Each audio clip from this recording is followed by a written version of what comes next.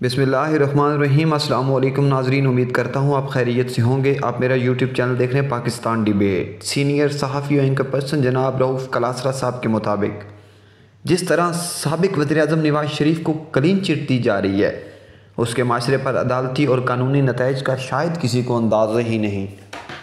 یہ صورتحال 2018 میں پیدا ہوئی تھی، جب عمران خان کو پاور میں لانے کے لیے اس وقت کی عدالتیں اور مقتدر حلقوں نے یہی رویہ اختیار کیا تھا۔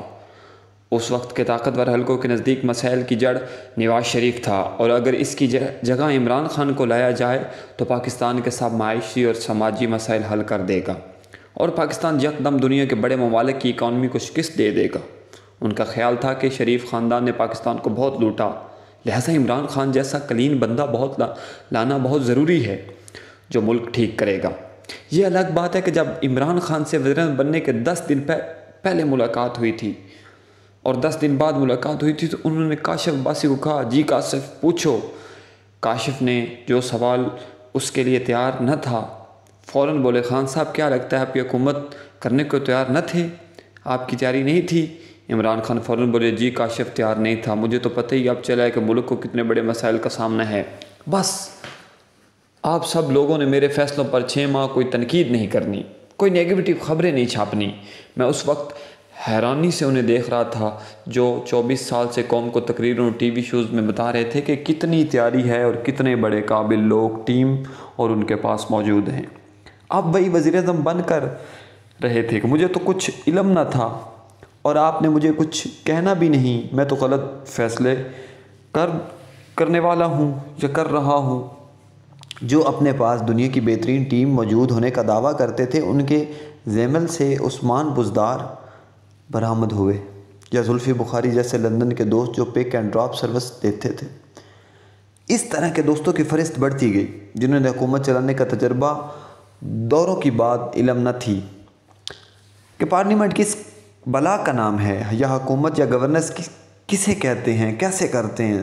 سب نے لڑکوں کو وفاقی وزیر بنا دیا گیا، جو نئے ینگ لڑکے تھے، جنہوں نے ہر طرف آنی مچا دی۔ خان صاحب نے مدت 6 ماہ سے بڑھا کر 1 سال کر دی۔ مجھے کچھ نہیں کہنا، جو کچھ کہنے کی کوشش بھی کرتا جنرل فیض حمید کا ڈنڈا چل جاتا۔ جنرل باجوہ صحافی اور اینکرز کو بلا لیتے کہ بندے بن جاؤ، خان کو تنگ مت کرو۔ ایک ملاقات میں تو صحافی کو جنرل باجوہ نے یہاں تک کہہ دیا کہ ہمارے پاس 5000 لوگوں کی فہرست تیار ہے جن کو لٹکانا ہوگا۔ اینکر پرسن محمد مالک نے کچھ کہا تو جنرل باجوہ نے آگے سے کہا، آپ اینکرز کا نام بھی اس فہرست میں ڈالا جا سکتا ہے۔ بعد میں محمد مالک نے مجھے اس بات کو کنفرم بھی کیا۔ اگر کمی تھی تو ایک ٹی وی شو میں اس وقت کے وفاقی وزیر فیصل واڈا نے یہی 5000 لوگوں کی فہرست اور انہیں اور لٹکانے کی بات کہہ دی، جب وزیر اعظم عمران خان اینکرز کو کہہ رہے تھے کہ ان پر 6 ماہ تنقید نہیں کرنی، اور ان کا مقصد تھا کہ وہ عثمان بزدار جیسا کام کر لیں گے اور کہیں نہ کہیں کوئی آواز نہ ابھرے، چاہے پورا صوبہ ڈوب جائے۔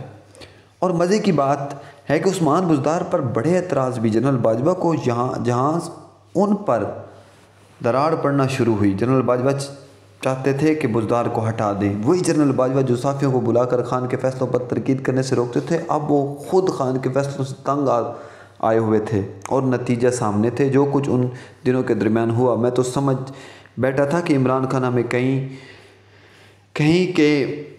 کہ مجھے پر کوئی رعایت کرنے کی ضرورت نہیں، کھل کر پہلے دن سے میرے فیصلوں کو جج کریں، اچھا ہوتا تعریف کریں، غلط ہیں تو کھل کر تنقید کریں۔ لیکن الٹا وہ کہہ رہے تھے کہ وہ پہلے 3 ماہ، پھر 6 ماہ اور پھر 1 سال، آخر پر کہتے تھے کہ انہیں مزید 10 سال حکومت چاہیے ہوگی، پھر شاید وہ کچھ کر پائیں۔ اس وقت عمران خان پارلیمنٹ کے ممبر تھے، وہ کسی بھی کمیٹی کے رکن نہ بنے اور نہ ہی پارلیمنٹ کی کارروائی کو سیریس لیا۔ وہ کچھ جان پاتے کہ حکومت چلتی کیسے۔ کم از کم خان صاحب کو public scores committee, finance, foreign affairs اور پلاننگ ڈویژنز کی کمیٹیوں کا ممبر بننا چاہیے تھا، تاکہ وہ گورننس سمجھتے اور وزیر اعظم بنتے تو جہاں بیوروکریسی سے اچھے افراد چن سکتے اور ان کو حکومت میں لاتے اور وہ حکومت چلاتے اور گورننس ایشوز کو بھی بہتر ہینڈل کر سکتے۔ لیکن عمران خان اپوزیشن میں ہوتے ہوئے پارلیمنٹ میں نہیں جاتے تھے۔ کسی وزیر نے مجھے کہا کہ آپ بار بار یہ بات کرتے ہیں کہ لیکن ان کا پارلیمنٹ کی کمیٹیوں کا ممبر بننا اس کے وقار اور سیاسی قد کے خلاف ہے۔ وہ ویسے ہی دھرنے دے کر بیٹھے تھے، لہٰذا جو سیکھنے کا وقت تھا وہ دھرنے اور گالی گلوچ میں گزر گیا۔ اب وہ وزیر اعظم بن کر رہے تھے کہ مجھے تو کچھ علم ہی نہیں، وہ بن کر کہہ رہے تھے کہ مجھے تو کچھ علم ہی نہیں، لہٰذا مجھ پر ہاتھ ہولا رکھیں۔ انہوں نے جس محنت سے لایا تھا اسی محنت سے انہیں فارغ کر دیا گیا۔ آج کل وہ جیل میں ہیں، ورثوں کو تسلیاں دیتے پائے جاتے ہیں۔ کچھ نواز شریف کی کہانی۔ نواز شریف کو لاتے وقت کہا گیا کہ جب انہیں بے نظیر بھٹو کے خلاف کھڑا کرا گیا، جنرل اسلم بیگ غلام مصطفیٰ جتوئی کو 1990 کے الیکشن کے بعد وزیر اعظم بنانے کے حق میں تھے، لیکن جنرل حمید گل کی ٹیم کا دل نواز شریف پر آ گیا تھا۔ حالانکہ سب کو علم تھا کہ نواز شریف کے کیپیسٹیز ایشوز ہیں جو آج بھی جو کہ تو ہیں، لیکن سوچا گیا کہ وہ تابع دار رہیں گے۔ جنرل حمید گل کو لگتا تھا کہ وہ نواز شریف کے ہاتھوں اگلے آرمی چیف بنیں گے، لیکن الٹا جنرل بیگ اور بعد میں جنرل آصف نواز کو بنایا گیا اور وہ نواز شریف کے دشمن ہو گیا۔ اور بعد میں عمران خان کو سامنے لانے والے اور سپورٹ دینے میں بھی یہی بات تھی کہ نواز شریف نے چیف نہ لگایا تھا۔ نواز شریف اکثر آرمی چیف لگاتے وقت میرٹ سے ہٹ کر دیگر امور پر غور کرتے تھے، جن میں برادری، قسمیں، قرآن، تعلقات، گارنٹیاں اہم ہوتی تھیں۔ لہٰذا کئی سابق جنرل آج بھی ان کے خلاف ہیں جو سینیورٹی لسٹ میں تھے لیکن چیف نہ بنے گئے۔ خیر، اب نواز شریف بھی واپس آ چکے ہیں۔ 3 دفعہ وزیر اعظم بن کر بھی انہوں نے گورننس نہ سیکھی، نہ شفافیت پر اعتماد کیا۔ انہوں نے حکومت بھی کاروبار کی طرح چلائی جن میں ان کی فیملی، بچوں کے کاروبار کو نقصان نہیں ہونا چاہیے۔ نواز شریف اور عمران خان کا ایک جیسا مزاج رہا کہ دونوں صرف وزیر اعظم بننا چاہتے ہیں، پارلیمنٹ جانا یا گورننس ان کی ترجیحات میں شامل نہیں۔ نواز شریف وزیر اعظم بن کر 400 دن ملک سے باہر رہے تو خان صاحب پارلیمنٹ نہ گئے۔ نواز شریف حکومت اسحاق ڈار چلاتے رہے اور عمران خان فرماتے کہ ان کے حکومت جنرل باجوہ چلاتے تھے۔